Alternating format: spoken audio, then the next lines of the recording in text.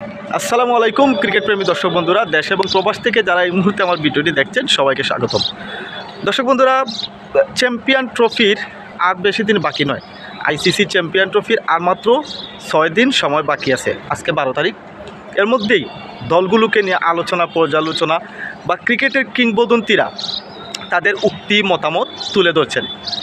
তো এই ট্রফিতে এবার বাংলাদেশও অংশগ্রহণ করছে অবশ্যই, এবং বাংলাদেশের প্রথম ম্যাচ হচ্ছে ভারতের বিপক্ষে 20 তারিখে, যেটা অনুষ্ঠিত হবে সংযুক্ত আরব আমিরাতের মাঠে।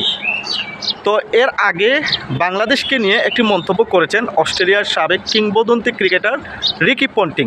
আপনারা যদি ওনার বক্তব্যের সাথে এক হয়ে থাকেন তাহলে অবশ্যই কমেন্ট বক্সে বলে যাবেন।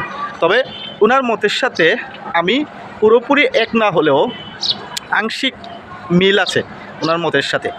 তিনি যেটা বলেছেন যে বাংলাদেশের এবারের চ্যাম্পিয়ন ট্রফিতে কোনো সম্ভাবনাই নেই, এবং বাংলাদেশ দলে বর্তমানে কোয়ালিটি প্লেয়ারের অভাব রয়েছে। বাংলাদেশ, ওনার কথা মতো, বাংলাদেশের চেয়ে আফগানিস্তান এবারে ভালো করবে, আর বাংলাদেশের তেমন কোনো কোয়ালিটিপূর্ণ ক্রিকেটার বাংলাদেশ দলে বর্তমানে নেই। সেজন্য তিনি বাংলাদেশকে নিয়ে কোনো সম্ভাবনাই দেখছেন না। এই কথাটার সাথে আমি একমত যে বাংলাদেশ দলে এবারে তেমন কোনো কোয়ালিটি প্লেয়ার নেই।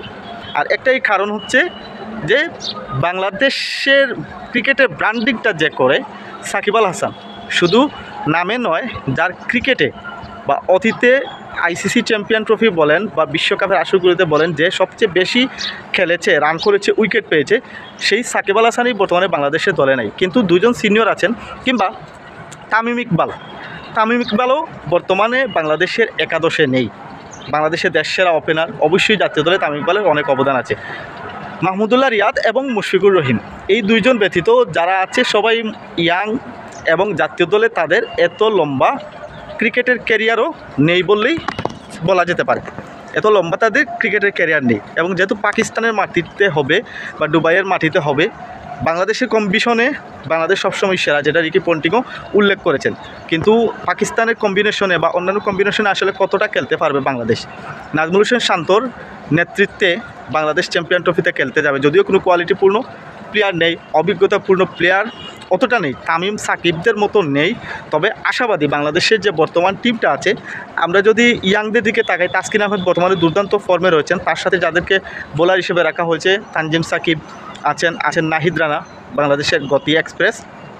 ব্যাটিংয়ে যদি আমরা তাওহিদ হৃদয়, জাকের আলী অনিক, কিংবা মাহমুদুল্লাহ রিয়াদ, মুশফিকুর রহিম, ওপেনিংয়ে যাদেরকে রাখা হয়েছে তানজিদ হাসান, তামিম, সৌম্য সরকার, তারা যদি তাদের দায়িত্বটা ঠিকঠাক পালন করতে পারে তাহলে অবশ্যই বাংলাদেশ ভালো কিছু করবে। তবে এবারের আসরে বাংলাদেশ যে 3 ম্যাচের একটিতে জয় পাবে তেমনটার সম্ভাবনা রাখা যায় না। তবে ভাগ্যের কথা কে আর বলতে পারে, উপরওয়ালা চাইলে সবই সম্ভব।